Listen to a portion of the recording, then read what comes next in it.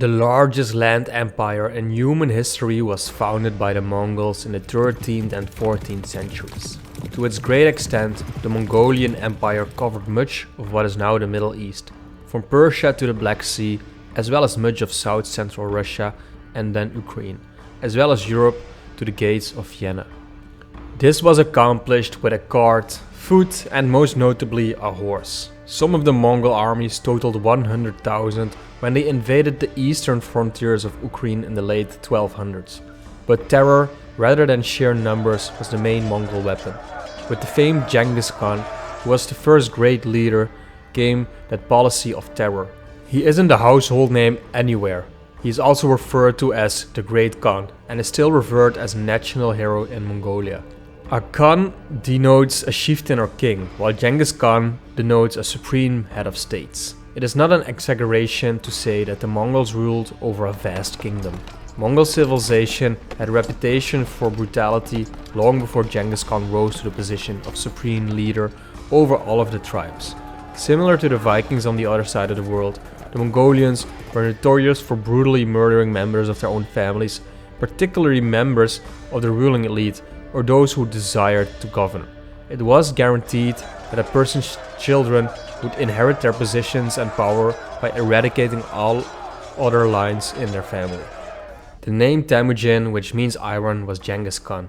Temujin needed to be formed of iron to survive, much like a particular Soviet leader some 700 years later. At the age of 14, Temujin killed his first person, his half-brother. In contrast to Stalin, according to numerous accounts of this incident, Genghis' older half-brother Betar took a fish that Temujin had slaughtered for the evening meal and consumed it all by himself without sharing it with his family. Soon after, Temujin, Betar, stealthily pursued him while he was alone, waiting for the right moment to shoot him with one of the renowned Mongol recurve bows. Another version of the story adds that it was because the elder brother started to dictate how things were done that Temujin and his younger full brother Kasar became resentful. In this instance, Temujin just exploited Betar's greed as a pretext to kill him and make a move to seize the leadership of the clan. There may or may not have been food involved. This was not surprising or unusual. When the boy's mother learned about Betar's passing, she essentially reprimanded her homicidal son.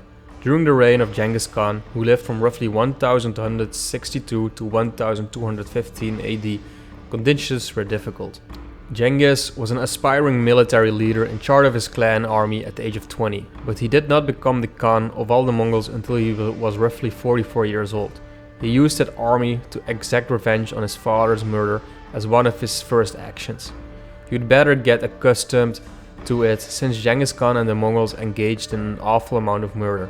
A group of Tatars with a bad reputation murdered Temujin's father. They were excelled in large numbers by Stalin because they disobeyed his orders and settled in southern Russia, Ukraine and Crimea after being driven west by the Mongols. They sided with another ruler hundreds of years prior, Genghis Khan, whose father had been poisoned by the Tatars at a wedding. 11 years later, Temujin surrounded the main Tatar army and camp, massacred hundreds in combat, and captured countless men, women and children as prisoners. Genghis ordered the mass execution of everyone over a particular age as a form of collective penance for the murder of his father, Yasuge. Everyone was murdered except some little toddlers and infants, he said as he walked over to a wagon and indicated the head on a wheel 3 feet to demonstrate what he meant. And yes, China did formerly have pyramids. They were essentially constructed by the Mongols as a lesson for anyone who dared to oppose them. Genghis Khan ordered the construction of the Mongol pyramids in 1215, which were constructed outside of Beijing following a 3-year Mongol siege. The citizens of Beijing turned to cannibalism to survive Genghis' siege. They were probably not going to live anyhow because Genghis killed tens of thousands of them. They were spotted by tourists and diplomats, who claimed to have seen distant pyramids. Indeed, there were numerous pyramid-shaped structures made of human skulls that were 50 feet or higher. The Mongols had a set strategy both during and after the reign of Genghis. They would approach an enemy city with an offer and a warning that essentially read, "Surrender and you will be comparatively uninjured. Resist and we will murder you all." Between 5 and 10% of the world's population is thought to have been killed or lost their life as a result of Genghis Khan's campaign simply during his life, even though his reign was relatively brief. Keep in mind that the Mongols rode horses when traveling, and their primary weapons were the sword and the bow. This was a brutal face-to-face massacre. After mating, the female black widow spider devours the male. The daughters of Genghis Khan played the role of the Black Widow to the men they were married off to in a very similar manner. Similar to what you may have heard about medieval Europe, marriage among the reigning Mongols and their allies and enemies of the steppes. There was a market for daughters. They might be married off to strengthen alliances or put an end to hostility. The numerous daughters of Genghis Khan may bring an end to one dynasty and establish a new one. The groom and his family gained status and dignity by getting married into the Great Khan family. Typically, his authority and dignity were fleeting because the tribal leader had to divorce all his other wives as a condition of marrying into Genghis Khan's dynasty. There could be no rivalry. The throne would be inherited by Genghis' line. Genghis' daughter would govern until her boys were old enough after the groom was elevated to high command on the front lines, where almost all of them were murdered. Genghis Khan's dominion grew with each death, and no one had any doubts about whom his daughters followed for guidance. The Khwarazm people inhabited the region just south of the Ural Sea and north of modern-day Iran. Before Genghis Khan rose to prominence, they established a strong and sophisticated kingdom in the region. What is left of their civilization has sophisticated mathematical and architectural abilities. Unfortunately, given your knowledge of Genghis Khan, it is all that is left for the Khwarazm. The Khan calmly conducted himself and dispatched an envoy to negotiate with his enemy as the soldiers drew near the city of Khwarazm. If it's even feasible with Genghis Khan at your gates, the Khwarazm made a horrible decision by beheading the Mongol ambassadors out of fear of a ruse. As if that weren't bad enough, they made their situation even worse.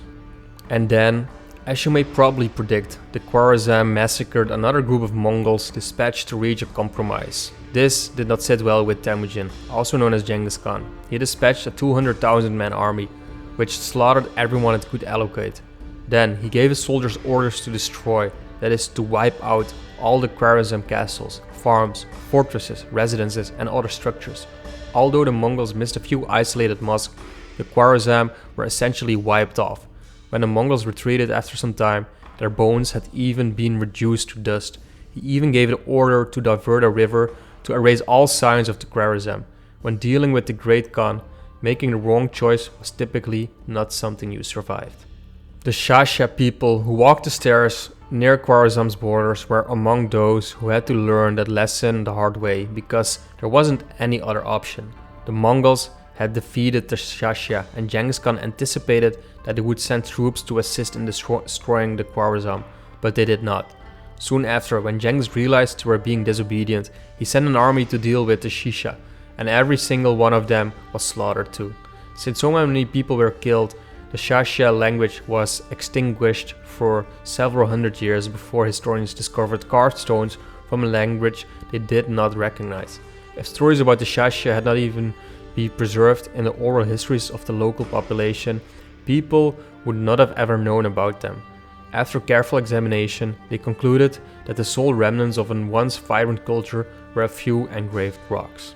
Genghis Khan was thrown off his horse during this battle, and he passed away from his wounds in 1215. Therefore the Shasha may have finally gotten their justice. When Genghis Khan's remains were returned to his land for burial, it is said that he was entered with so much treasure that other countries were interested in locating the location. He was most likely entered in a simple customary Mongol burial, according to modern historians, so that one would feel compelled to defile the resting place of the greatest conqueror the world had ever known. Furthermore, every individual who saw the grave or knew its position died as well, making it impossible to pinpoint its location. The Khan of Khans will supposedly return one day and guide the Mongols to Gondor, according to their belief, if no one disturbs the grave.